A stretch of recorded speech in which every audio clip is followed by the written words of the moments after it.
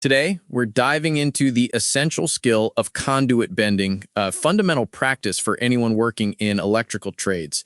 Our discussion will center on how to accurately calculate bend distances using two primary methods, exploring the core principles from the material we're reviewing. That's right, Noah. Understanding these calculations is vital for efficiency and precision on the job. We'll break down the mathematics involved to ensure conduit fits perfectly without waste or rework. Also, the 90-degree bend is probably the most basic of all and is used much of the time regardless of the type of conduit being installed. Before we get into the equations, let's establish some common terminology. The text introduces several trade terms like develop length, gain, rise, stub up, and take up. Could you define these for us? Certainly. Developed length refers to the actual length of conduit needed for a bend, essentially the conduit's length that will be bent. Gain is the amount of pipe saved because conduit bends in a radius, not at sharp right angles. It's the difference between the hypothetical right angle distances and the shorter actual length used. So, gain tells you how much material you're saving by bending it correctly. Exactly. Then we have rise or stub up, which is the length of the bent section of conduit measured from the bottom, center line, or top of the straight section to the end of the bent section. Finally, take up, also known as deduct, is the amount you subtract from your desired stub length to make the bend accurate using a reference point on your bending tool.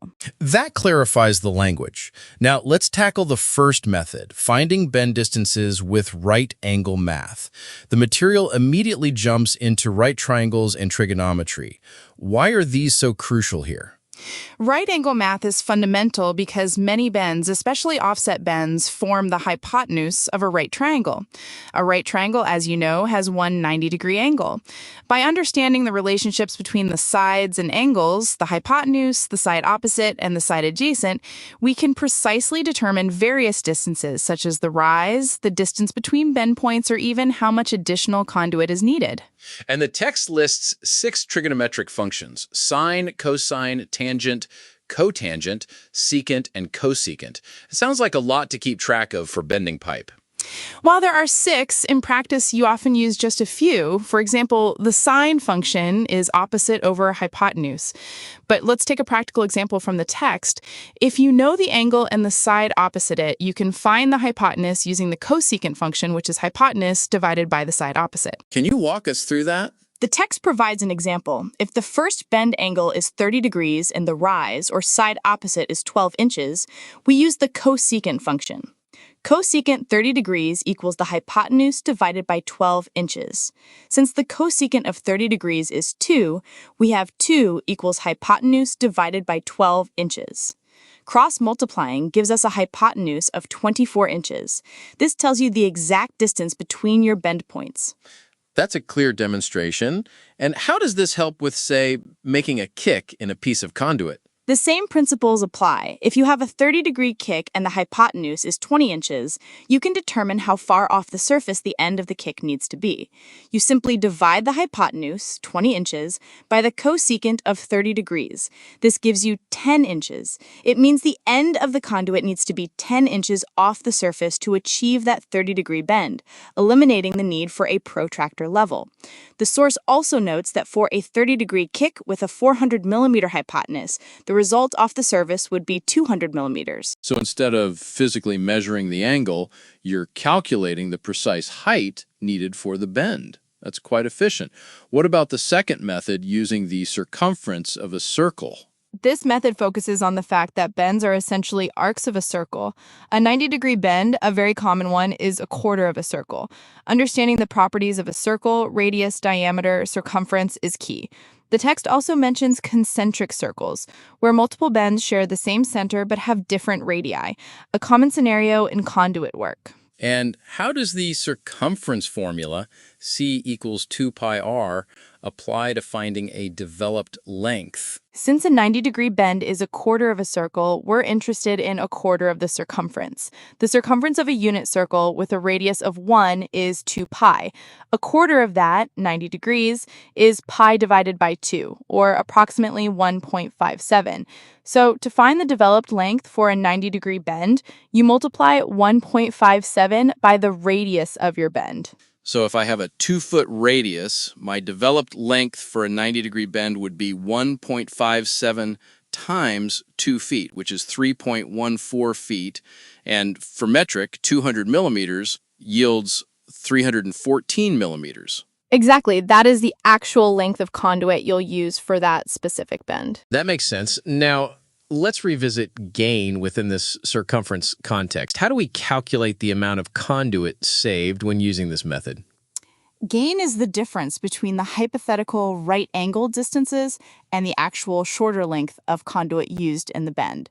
For a 90-degree bend, you find the gain by multiplying the bend's radius by a gain factor, which is 0.43. So a 2-foot radius would have a gain of 2 feet multiplied by 0.43, which is 0.86 feet, or about 10.32 inches. This is the length of conduit you save. So knowing the gain factor helps us realize how much less conduit we actually need compared to a simple right angle measurement. The text also mentions gain factors for other angles. Yes, there are tables for various angles. For instance, to find the gain factor for a 45-degree bend, you look up 40 degrees and add 5 degrees in the table columns, yielding a factor of 0.043. For a 45-degree bend with a 15-inch radius, multiplying 0.043 by 15 inches gives you 0.645 inches of gain. The source shows this converts to the fraction 13/20, or approximately 5/8 of an inch when converting to a readable foot rule figure. Let's bring this all together with the practical application of a 90-degree stub bend, which the text calls the most basic of all. What are the crucial steps for this bend? First, you need 2 measurements, the desired rise, or stub-up height, and the take-up distance of your specific bender. This take-up value is usually found in the manufacturer's manual. You subtract that take-up value from your desired stub-up height. Then you mark that calculated distance on your conduit, measuring from the end. And that mark tells you where to start the bend. Precisely. You line up that mark with the starting point on your bender, often indicated by an arrow. The text emphasizes that when bending conduit, the measurements are taken from the end of the conduit that will be bent, and you bend facing that end. The material gives an example of back-to-back 90-degree bends, mentioning a gain of 2.5 inches per bend. Could you explain how that gain affects the overall length of conduit needed? In that example, with 2 back-to-back 90-degree bends, you save 5 inches of conduit total, 2.5 inches per bend. If the total straight lengths add up to 9 feet, you subtract that 5 inches of saved material from the 9 feet. So instead of 9 feet, you only need 8 feet 7 inches of conduit. It highlights the direct impact of gain on material usage. That's a tangible saving right there. Finally, the text briefly mentions radians and gradients as alternative ways to measure angles.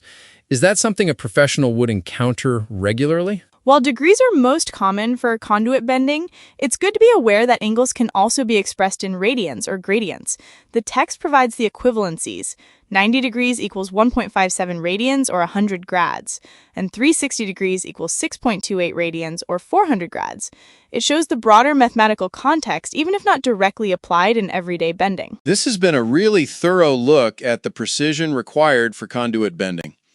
We've covered everything from basic terminology to applying trigonometry and circumference calculations to save material and ensure accuracy. It truly shows that conduit bending is more than just physically shaping pipe. It's a careful application of mathematical principles to achieve perfect results. If you found this discussion helpful, consider sharing it with someone who might also benefit from understanding these essential skills.